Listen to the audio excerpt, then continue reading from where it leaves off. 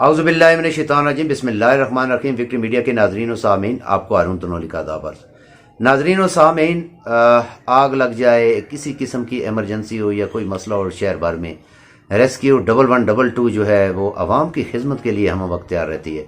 مگر افسوس کے ساتھ یہ کہنا پڑتا ہے کہ ان کے لیے صوبائی حکومت نے ایک فنڈ جاری کیا تھا جس میں ان کے آفس کا مسئلہ تھا، جو بلڈنگ جو ہے وہ بن گئی ہے۔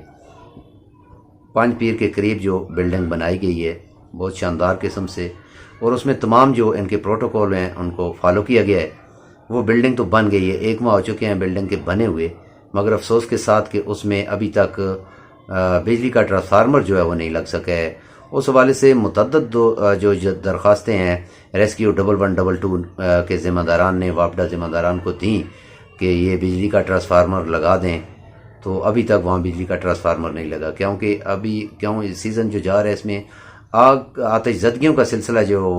جاری ہے، صبح و شام 24 آور میں سب سے زیادہ جو مسائل ہیں وہ آتش زدگیوں کے حوالے سے، اور دوسرا سب سے بڑا مسئلہ یہ ہے کہ ان کو آتش زدگی میں اس پانی کا مسئلہ ہے، جو مختلف ٹیوب ویلوں پہ ان کو جانا پڑتا ہے، جو ڈسٹرکٹ گورنمنٹ کے ہیں یا ایو میڈیکل کمپلیکس میں واقع ہیں، وہاں پر ان کو پانی کی فلنگ کے لیے جانا پڑتا ہے۔ جبکہ یہ جو ان کا ہیڈ کوارٹر بنا ہے، جو بلڈنگ ان کی نہیں بنی ہے، یہاں پر 4 سے 5 گاڑیاں جو ہیں وہ روزانہ کی بنیاد پر ود ان نو ٹائم جو ہے وہ ریفل ہو سکتی ہیں۔ اور دوسرا سب سے بڑی بات یہ ہے کہ یہ شہر کے وسط میں واقع یہ جگہ ہے جہاں پر یہ ریسکیو 1112 کا آفس بنا ہوا ہے، یہاں سے کسی جگہ بھی وہ موو ہو سکتے ہیں، آسانی سے وہ ریسکیو کور کر سکتے ہیں۔ اس حوالے سے اگر دیکھا جائے تو ایبٹ آباد میں گزشتہ ماہ جو ہے اس میں 450 مختلف نوعیت کی ایمرجنسی کو انہوں نے کور کیا، جس میں 308 جو لوگ تھے طبی جن کو مسئلہ تھا اس کے حوالے سے، اور 45 جو ہیں وہ حادثات تھے، اور اس میں اگر دیکھا جائے تو 40 کے قریب جو آتش زدگیاں تھیں، جو مختلف جنگلات میں، شہروں میں، شاپس کے اوپر، دیگر جگہوں پر جو شارٹ سرکٹ یا آگ لگ جانا، اس حوالے سے انہوں نے ایمرجنسی کور کیا۔ اس کے ساتھ کووڈ-19 کے جو پیشنٹ ہیں 22 ان کو بھی انہوں نے شفٹ کیا۔ کس وجہ سے کہ پورے ڈسٹرکٹ ایبٹ آباد کی جتنی بھی سرکاری اسپتالیں ہیں وہاں کی جو ایمبولینسز تھی وہ بھی ریسکیو 1112 کے دائرہ اختیار میں چلی گئی ہیں۔ اب وہ برڈن بھی ان کے اوپر ہے، کیونکہ عوام کی خدمت کے لیے ہمہ وقت تیار رہنے والی یہ ٹیم، اس کو جو مسائل درپیش ہیں وہ بہت زیادہ ہیں، مگر ان مسائل کی پرواہ نہ کرتے ہوئے بھی یہ اپنا کام جو ہے بخوبی سر انجام دے رہے ہیں۔ کسی جگہ بھی ایمرجنسی ہو، کوئی ایسا مسئلہ ہو تو اس کو فوری کور کرتے ہیں بلا تفریق۔ ریسکیو 1112 واقعی ایک نام ہے جو خیبر پختونخوا میں اور پاکستان میں ان کا ایک بہت بڑا کام ہے، اور اسی طریقے سے یہ کام لگا رہے تو بہتر ہے، کیونکہ جس طریقے سے ان کے آفس میں ٹرانسفارمر کرنا لگنا، 1 ماہ سے زائد عرصے کا ٹائم ہو جانا، وابڈہ ذمہ داران، کیونکہ حکومت کے ساتھ جنگ کر رہی ہے، اگر ایک اتنے ذمہ دار ادارے کا جو 24 آور کور دے رہا ہے، ایمرجنسی کور دے رہا ہے، اس کا آفس بنا ہوا ہے، اس کو 1 ماہ ہو گیا ہے، اس کا ٹرانسفارمر نہیں لگ رہا ہے، تو غریب انسان جو ہے، غریب شہری جو ہے،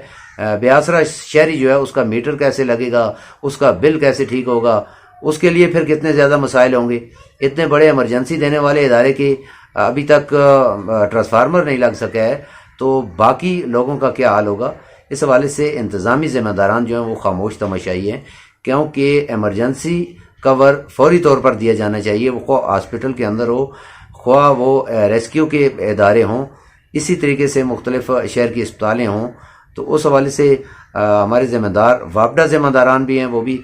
خاموش تماشائی بنے رہتے ہیں، وہ بھی اس حوالے سے کچھ نہیں کرتے۔ 1 ماہ سے زائد عرصے کا ہو جانا اور بجلی کا ٹرانسفارمر ریسکیو 1112 کا نہ لگنا، یہ اداروں کی کارکردگی کے اوپر ایک سوالیہ نشان ہے۔ اس کی نشاندہی بھی ہو چکی،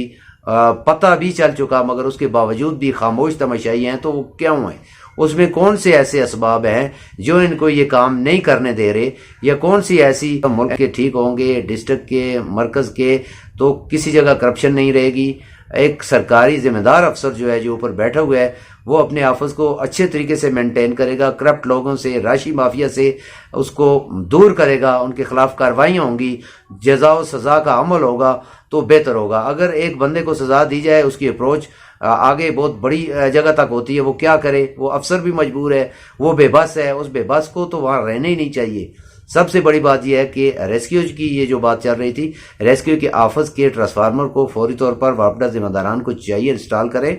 اور اس میں جو ہرڈل بھی ہے ان کو کلیئر کر کے ان کو دینا چاہیے۔ پانی کی ایمرجنسی جس وقت ہوتی ہے، آگ لگ جاتی ہے، تو ان کو میلوں دور جانا پڑتا ہے پانی کی ریفلنگ کے لیے۔ وہاں پر یہ جو ہیڈ کوارٹر ان کا بنا ہے اس کے لیے باقاعدہ بہت بڑا ٹینک ہے، اس کے ساتھ ریفلنگ کے لیے ان کی 4 گاڑیاں بیک وقت، 4 سے 5 گاڑیاں جو ہیں بیک وقت وہ فل ہو سکتی ہیں، کسی ایمرجنسی کو فوری طور پر یہ کور کر سکتے ہیں۔ شہر کے وسط میں یہ جگہ واقع ہے، وہاں پر یہ گاڑیاں ان کی کھڑی ہو سکتی ہیں۔ وہاں پر مسائل جو ہیں وہ شہر کے دیگر جو ہیں، کسی جگہ حادثہ ہو جاتا ہے، کوئی طبی